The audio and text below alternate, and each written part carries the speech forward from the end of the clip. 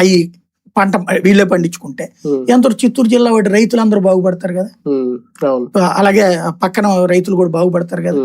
ఇది ఎందుకు ఆలోచించరు? మనం జీవితంలో మనకు భగవంతుడు ఇచ్చాడు అవకాశం. మనం రేపు పొద్దున్న చచ్చిన తర్వాత వైకుంఠానికి వెళ్దాం అనుకుంటే ఇట్లా చేస్తే వైకుంఠానికి పిలుస్తాడని ఎందుకు అనుకోము? అదేదో జన్నతికి పోవడానికి ఎవడో చంపినట్టు మనం ఇక్కడ పుణ్యం నీకు పుణ్యం చేసే అవకాశం ఇస్తే అది వినియోగించుకోకుండా దాంట్లో రాజకీయాలు మాట్లాడుకుంటాం. కానీ ఒకట్లేదు, వస్తున్న మార్పులు టీటీడీలు ఇంకా చాలా రావాలి ఈ విషయంలో. కూటమి ప్రభుత్వం ఈ నెలలో సిఐఏ సదస్సు మీద చాలా హోప్స్ పెట్టుకుంది. ఒక రకంగా చాలా వర్కౌట్ కూడా చేశారు లోకేష్ గారు కానీ బాబు గారు కానీ. కానీ ఇద్దరు ఫైనల్ రిజల్ట్ ఏంటి? సక్సెస్ అయినట్టేనా? అంతే. సిఐఏ సదస్సు 13.5 లక్షల కోట్లు అంటే మాషామాషి కాదు కాబట్టి దాన్ని లైన్ లో పెట్టుకోవాలా.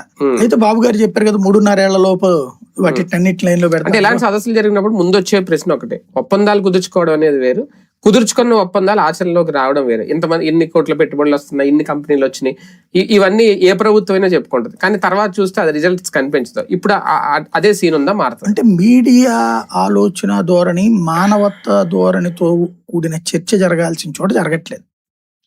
ఇప్పుడు మనం ఇక్కడ 2 కాన్సెప్ట్లు ఏంటంటే, ఒకటి డెవలప్మెంట్ గ్రోత్ ఆస్పెక్ట్ లో ఫస్ట్ లో ఇండస్ట్రీస్ రావడం ముఖ్యం. సరే, ఇప్పుడు పెద్ద కంపెనీలకి ఇంతకు ముందు వీళ్ళు చేసిన తప్పు ఏంటంటే 14-19లో వస్తానని ముందుకు వచ్చినటువంటి, ఆ రోజు టెంపర్లో చాలా మంది రావడానికి వచ్చారు. వాళ్ళందరికీ మీరు అమరావతికి రండి అన్నారు. అమరావతి భౌగోళిక స్వరూపం చూశాక వాళ్ళు రావడానికి ఇంట్రెస్ట్ చూపెట్టలేదు, ఆగిపోయారు. వైజాగ్ రావడానికి చాలా మంది అప్పుడు వచ్చారు. మనం వాళ్ళని డిస్కరేజ్ చేసాం, కంపల్సరీగా అమరావతికే రమ్మన్నాం. వాళ్ళు అందుకని మానేశారు, ఆగిపోయింది. అందుకని ఆ రోజున సిఐఏ సదస్సుల్లో ఓకే అయిన 20 లక్షల కోట్లైనా 30 లక్షల కోట్లైనా అయిపోయింది. జగన్ వచ్చిన తర్వాత విశాఖని బేస్ చేసుకునేటప్పటికి అంబానీలు అదానీలు వీళ్ళందరూ దిగడం ఇవన్నీ నడిచింది.